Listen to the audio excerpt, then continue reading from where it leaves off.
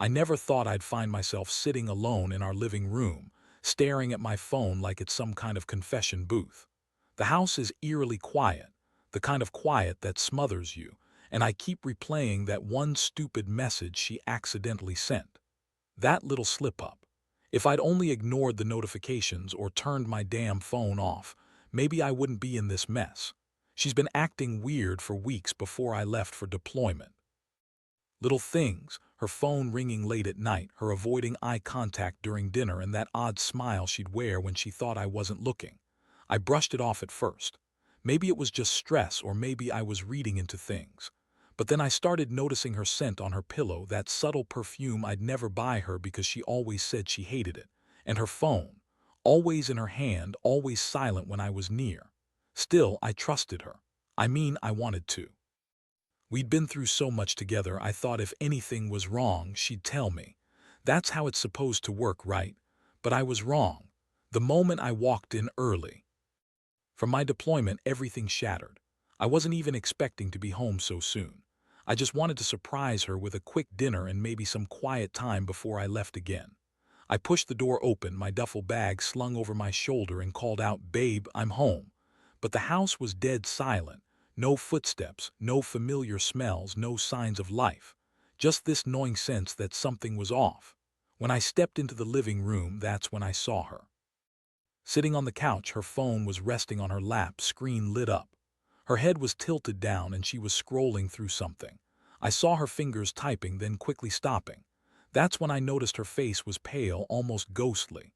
Her eyes darted to me, and for a second she froze. Then she blurted out, "Hey babe, wait, I was just checking something." Her voice cracked, her hand trembling as she tried to swipe away whatever was on her screen. I stepped closer, my stomach twisting like I was about to throw up, and I saw it in that instant. A message from her to someone, my brother, no. Less asking if our baby looked more like me. That's when my heart sank into my stomach because I knew exactly what that meant.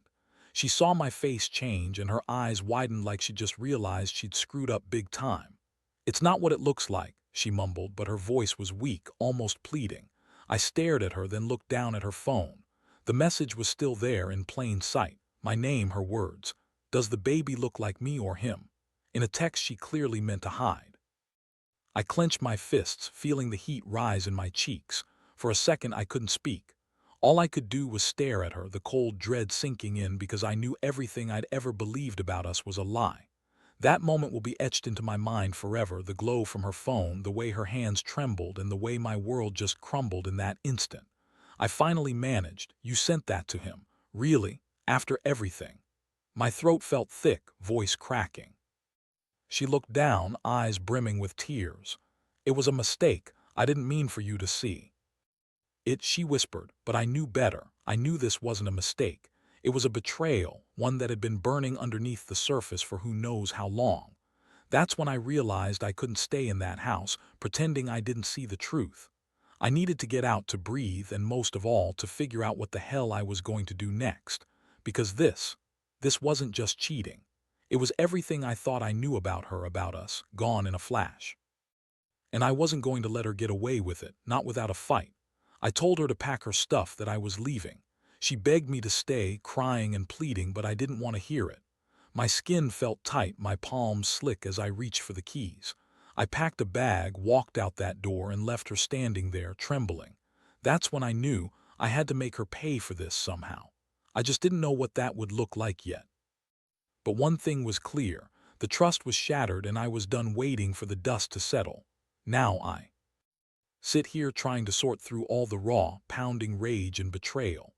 I've got a plan brewing in my mind, and it's not going to be pretty. But first I need to understand everything, what she's hiding, what I'm really up against. And then I'll strike back. Hard.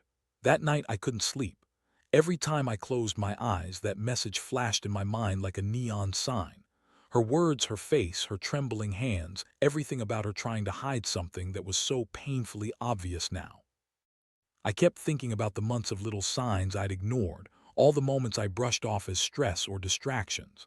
How the scent of her perfume on the pillow, the late-night texts she was always quick to hide, how those all added up to this mess. I was pissed, not just hurt but furious. I wanted to make her feel what I felt, Like my stomach was twisting in knots, my fists clenched so tight they ached. I didn't plan on just walking away and letting her get away with this. No. I needed a plan, something calculated, something that would leave her with no excuse, no way to deny the truth. That's when the idea started forming in my head, a slow burn of revenge. First, I needed proof, not just the message. I wanted to see what she was hiding. So I waited until she was asleep. She'd been crying all night, her face blotchy and her eyes rimmed red, and I slipped into her phone. I didn't want to invade her privacy just for the hell of it, but the stakes were way different now. I had to know everything. I unlocked her password, which I'd never even tried before, and started digging. What I found made my blood run cold. Hidden folders, encrypted chats, stuff I never knew she was capable of hiding. But the real kicker was a folder labeled Memories, filled with photos. I scrolled through them in the dark and my stomach clenched at what I saw. There were pictures of her with her phone with him, all of them smiling, close enough to make my skin crawl, close enough to make me see exactly how long this had been going on. And in some of the photos, the way she looked at him, like he was the only thing that mattered, made my fists tighten again. I didn't just want her to feel guilty. I wanted her to feel exposed, humiliated, and broken, just like I felt. But I knew I had to be smart. I couldn't just blow up and make a scene. That would be too easy, and she'd deny everything if I didn't have concrete proof. So I kept digging, pulling out every shred of evidence that could blow this whole thing open. By morning, I had enough. I had messages, photos, everything I needed to ensure she couldn't lie her way out of it. I sat there holding her phone, my jaw clenched so tight I thought I'd crack a tooth. I kept replaying that moment when I saw the message, knowing I'd have to confront her again soon. That's when I made my decision. I was going to give her one last chance to come clean, but after that, I'd reveal everything on my terms. As I was leaving her house, I took a few extra steps. I copied all the evidence to a secure drive. I wanted to keep it, just in case, because I knew that once I confronted her, she would try to spin things, deny everything, or worse, destroy the evidence herself. I was going to let her erase the truth. I also made a mental note to start planning my next move carefully. This wasn't just about catching her cheating, it was about ending this betrayal once and for all. And that's when I realized I had her cornered. She'd spent so long pretending everything was fine, covering her tracks, hiding behind her lies. But I had her now. The game was coming to an end, and I was ready to play it on my terms. I'd waited long enough, and I wasn't about to let her walk away without consequences. Now I just had to wait for the right moment. The pieces were set and she was still clueless. But I knew her well enough. She was the kind of person who'd escalate if she felt cornered. I had to be cautious. That's the real trick, knowing when to strike, how to make her see the damage she'd done without giving her the chance to worm her way out. The next step was clear. I was going to confront her, face to face, armed with everything. And when I did, she'd realize she'd pushed me into a corner I wasn't going to let her escape from. She had no idea what was coming. The day finally arrived when I decided it was time to confront her face to face. I didn't want to do it in anger or during a heated moment. I needed control, precision. So I waited until she was out running errands, leaving her alone in the house. That's when I made my move. I took the evidence I'd collected, the messages, the photos, everything, and printed out copies. I wanted her to see it all laid out in black and white, undeniable proof.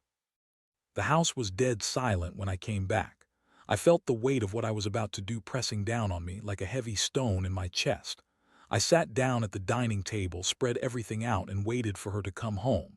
When she finally stepped inside, her face was tired, her eyes still swollen from crying the night before. She looked at me and froze. "I have something to show you," I said calmly, pushing the papers across the table. "And I want you to look at this. It's everything."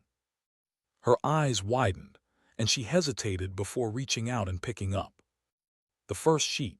Her fingers trembled slightly as she read the messages, then her entire face went pale the moment she saw the photos. Her hand shook so badly she nearly dropped the papers. "You lied to me," I said quietly, staring at her with a mixture of anger and disappointment. "For months you've been hiding this. I found everything, your texts, your pictures, the whole damn affair. Don't even try to deny it." She sank into the chair, her face a mask of guilt and panic. "I didn't mean for it to go this far," she whispered. "It just happened, things got complicated." Her voice cracked. "I didn't want to lose you." I shook my head, feeling the rage bubble up in my chest. "You didn't just flirt, did you? You cheated on me with my own brother, my own blood. How long has this been going on, and how many times? Why did you think you could get away with it?" Her eyes darted away, lips trembling. "It was a mistake. I swear, I never wanted you to find out like this. I thought I could fix it, fix us." I stood up, slowly feeling every muscle in my body tense. "You thought you could hide it forever, huh? Well, guess what? No more secrets. I'm done pretending this didn't happen." I pointed at the evidence. "You want to keep lying, keep pretending it's just a one-time thing, fine, but I want out." She broke into tears then, clutching her head. "Please don't do this. We can fix it. I love you, I swear." "Love." I cut her off sharply. "Love doesn't cheat with your brother. Love doesn't betray everything we built. You lost that the moment you sent that message." I took a deep breath, trying to steady my voice. "This is over. I want my key back and I want you gone." She looked at me, eyes full of pain and regret. "Don't do this," she begged. "Please, give me another chance." "Another chance," I repeated, voice cold. "You already had one. You threw it away." I turned, grabbed my coat, and headed for the door. "Don't try to contact me. Don't come near my kid. This is done. You made your choice, and now it's too late to fix it." As I stepped outside, the air hit my face, cold, sharp, like a slap in the face. I felt numb, yet strangely relieved. I wasn't about to let her drag me into a pit of lies and betrayal anymore. I knew she'd try to call, plead, maybe even come back, but I was done. The trust was broken beyond repair, and I refused to be the fool who stayed. Before leaving, I handed her the keys and a final message. "You wanted secrets, you got 'em. But I'm done playing your game. Stay away from me and our kid." I closed the door behind me and didn't look back. Walking away from that house felt like shedding a second skin, painful but necessary. I knew I'd have to rebuild everything from scratch now, but at least I had clarity. My mind was made up. No more lies, no more betrayal. I'd start fresh, for myself, for my kid. I learned one thing that day. Betrayal cuts deeper than I thought, but sometimes that cut clears the way for something better. I was ready to move on, and I knew the only person responsible for my peace now was me. I just had to keep walking forward and never look back. The fallout was immediate. I expected her to reach out, to try and explain or beg for forgiveness, but she didn't. I think she knew she crossed a line she couldn't uncross, and maybe she realized she'd lost her last shot at saving what little was left. Instead, silence stretched between us for days, except for her occasional desperate messages, which I ignored. I wanted nothing to do with her chaos anymore. The worst part was the aftermath with my kid. I couldn't shake the feeling that everything I believed about family, loyalty, and trust had been shredded. Seeing her face on those photos, knowing she betrayed us, especially with my brother, made my stomach turn. I couldn't even look at her without feeling a mix of rage and disgust. The betrayal was so raw that I'd catch myself staring at her, trembling with a silent urge to scream. But I held it together. I told myself I had to be strong for my kid. I wanted to give him stability, not chaos. I started tightening my grip on what little control I had. I moved to a new place, took a few days off work, and focused on my son. He was only a baby, but even he sensed something was wrong. His little arms would reach for me with a tremble in his voice, and I'd hold him tight, feeling the warm weight of him anchoring me. Still, I couldn't let go of the anger. It simmered under my skin, a constant knot in my chest. Every time I heard her voice on the phone with him, I felt that old rage rising. I knew this wasn't just about her cheating. It was about what she took from me. My trust, my peace, my sense of safety. I kept replaying everything in my mind, trying to piece together how I missed the signs, how I was so blind to what was happening right under my nose. One night, I finally sat down alone, staring at the wall. My fingers clenched into fists. I had to decide what I was going to do next. I knew I couldn't just let this slide. I had to do something, even if that meant taking matters into my own hands. I wasn't going to be the guy who got cheated on, humiliated, and then just accepted it. No, I needed to make her understand that she'd crossed a line from which she could never come back. That's when the idea started forming. Revenge isn't just about retaliation. It's about reclaiming your dignity, your power. I didn't want her to walk all over me anymore. I wanted her to feel what it was like to lose someone she betrayed, that unmistakable sting of knowing she'd pushed me to the edge.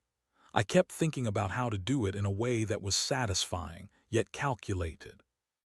I didn't want to just burn bridges. I wanted her to regret every second she ever thought she could betray me. I remembered some things about her phone that I hadn't fully checked. Little details, tiny apps she'd hidden. I decided to dig deeper. I installed a few discreet monitoring apps on her devices. Nothing too obvious, just enough to keep tabs in secret. I wanted to know what she was up to now, how she was trying to cover her tracks. I was careful. I knew if she caught wind of this, she'd go into defensive mode, and I'd lose my advantage. While I was out running errands one day, I also paid a visit to the house. She still had keys to. I wanted to see if she'd left anything behind, things she might try to use against me or proof she was planning something. The place was eerily empty. No sign of her.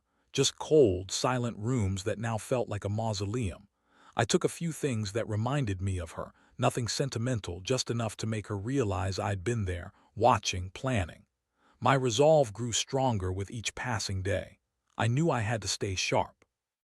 This wasn't just about revenge anymore. It was about reclaiming my life. I had to do something that would send her a message, something that would let her know I wasn't going to be the victim here, that I was still standing, still in control. As I sat alone in my new place, watching my son sleep peacefully, I felt a quiet determination settle inside me. I realized that I didn't need her approval or her apologies. What I needed was closure, something I could hold on to, something to remind me I was still capable of getting back up after being knocked down. But the question remained, what was I going to do? What kind of revenge would make her truly understand what she'd lost? I didn't want her to walk away unscathed, nor did I want her to think she'd won. I wanted her to know that her betrayal had consequences, big ones, and I was just about ready to make sure she learned that lesson in a way she'd never forget. The days that followed were a blur of planning and simmering rage. I kept my eyes open, waiting for her to make a mistake, waiting for the right moment to strike. I knew she'd try to clean up her mess, cover her tracks, or even come begging for forgiveness. But I wasn't interested in more lies. I wanted her to feel the sting of what she'd done, what she'd lost.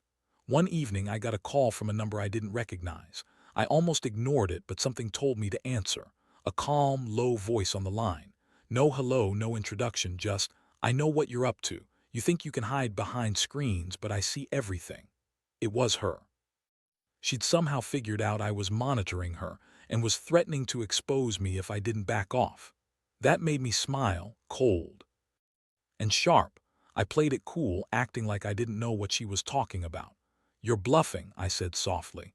"If you really knew what I was doing, you'd be more careful. You're not the only one with secrets."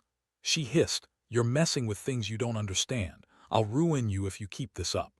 I didn't bother arguing. Instead, I told her I'd already collected enough evidence, enough to make everything come crashing down, that I knew her secrets now, and I wasn't afraid to use them. The line went dead, and I felt that familiar rush, power, control. I was in the driver's seat now. The next move was simple. I had to make her realize I wasn't bluffing. So I arranged a little surprise, nothing violent, just enough to make her understand I was serious. I knew her schedule, the times she dropped her kid off at daycare, her usual coffee shop visits. I sent her an anonymous message, telling her I knew she'd be alone in her house that evening. I told her I'd be coming to see her and that she should be ready. Her response was immediate. She called me frantic. "What the hell do you think you're doing? Don't come near me or my house," she snapped. I responded casually, "Relax, I'm not coming to hurt you. I just want to talk face to face." That night, as I parked a few blocks away and watched her house from the shadows, my heart thrummed with anticipation. I saw her pacing, looking out the window, checking her phone like she knew I was nearby. I knew she was scared, and good. Fear was the only thing that would make her see how much she'd lost. Finally, I moved in, quietly slipping through the backyard. I kept to the shadows, my boots barely making a sound on the gravel. I wanted her to feel hunted, cornered, vulnerable. I reached her porch, the door slightly ajar. She'd left it unlocked, probably in her panic. I stepped inside, feeling the rush of adrenaline. She was waiting in the living room, clutching a blanket around her shoulders. Her face was pale, eyes wide with terror. "What do you want?" she asked, voice trembling. I walked closer, my tone steady. "I just wanted to see you, see what you've been hiding from me. You thought you could keep this secret forever, but I've seen enough. And I want you to understand, this isn't just about some stupid affair. It's about respect, about loyalty, about what you threw away." She backed up, her hands gripping the armrests. "Please, this isn't what it looks like, I swear." "Oh, I believe you," I interrupted, voice cold. "That's why you're about to hear the truth. I've got everything, every message, every photo. You're done, and so is this lie you've been living." I reached into my pocket, pulling out the evidence I'd been carefully collecting. Her face crumpled. "You're crazy. You're just trying to scare me." "No," I said softly. "I'm giving you a chance to come clean, because if I have to do it myself, it'll be a hell of a lot worse for you. You see, I don't forget when someone crosses me, and trust me, I don't forgive easily." She looked like she was about to break, tears streaming down her face. "Please, don't do this. I messed up, I get it. But I love you." I was scared, things got out of control. I shook my head slowly. "Love, you think cheating on me with my brother and sending that message is love? You lost that long ago. Now I'm going to give you a choice. Come clean or I'll do it for you. Either way, this ends tonight." Her eyes darted around, searching for a way out, but I was already prepared. I handed her the printed evidence. "Look at this and tell me it's not over. You want to keep pretending, go ahead, but I've made up my mind. I'm done." She stared at the papers, her shoulders trembling. "I'm so sorry," she whispered. "Please, no," I interrupted sharply. "Sorry doesn't fix this. You're leaving and I want the keys, now." She hesitated, then slowly reached into her pocket, handed me the keys, and looked away. I turned, walking out that door, leaving her standing in her own mess of lies and regret. I knew I'd won the battle, she was broken, and I'd made sure she felt the weight of her betrayal. It was time for me to rebuild on my terms with nothing left of her lies. I got into my car, starting the engine, and took a deep breath. It was finally over. I'd reclaimed my dignity, my peace. I knew I'd never fully forget, but I also knew I was done letting her control my life. The future was uncertain, sure, but I was ready to face it, one step at a time. And the first step was cutting her out completely, permanently. The days after that night felt like walking through a fog, blurred, heavy, but somehow lighter than I'd been in weeks. I handed over the keys, cut loose the last strings tying me to her, and finally made up my mind to move forward. No more second guessing, no more guilt or regret. Just a clean break, a fresh start, and a vow to never let betrayal take hold of me again. I knew I had to tell my family, especially my dad, who'd been quietly waiting for me to come around. I sat him down one afternoon, the sunlight filtering through the window, and spilled everything. About her, about the message, about the betrayal. His face was hard at first, then softened into something I'd never seen before, anger mixed with disappointment. "Son," he said quietly, "you're better than this. You deserve someone who respects you. Never forget that." Hearing that from him gave me a strange sense of relief. I realized I'd been holding on to so much anger at her, at my brother, at myself, for ignoring the signs, for believing in something that was never real. Now I was finally free. I could breathe again. I started focusing on my son. His tiny hands, his infectious giggle, those little moments became my anchor. I found work in a new city, away from the wreckage of our old life. I threw myself into rebuilding, into being the father I wanted him to remember. Every day I reminded myself that I was better off without her lies, her betrayal. Looking back, I see what I did wrong and what I did right. I should have trusted my instincts long before that message ever appeared. I should have seen the red flags, 1,000 little warning signs blinking in neon. But I also learned that sometimes you have to take control of the narrative, even if it means burning everything down first. Because only then can you truly rebuild. And I did. I cut out the toxicity, the lies, the betrayal. I cut her out of my life entirely. I didn't leave her with a messy apology or a half-hearted goodbye. I handed her the keys, turned my back, and walked away, knowing I'd done everything I could to make sure she felt the weight of what she'd lost, the pain of betrayal she so carelessly inflicted. Now I spend my days with my son, watching him grow, feeling that rare kind of peace that comes when you've finally taken back control. The anger still lingers sometimes, but it's less sharp now. It's just a memory, A reminder that I survived, that I fought for myself, and that I'm finally free. So here's what I want to tell anyone reading this. Trust your gut. If something doesn't feel right, don't ignore it. You don't have to accept betrayal or lies. Never let anyone take your peace without a fight. Cut out the toxicity. Rebuild your life piece by piece and never apologize for walking away from someone who doesn't deserve you. Because in the end, you're the only one responsible for your happiness. And sometimes, the bravest thing you can do is walk away, even when everything inside you screams to hold on.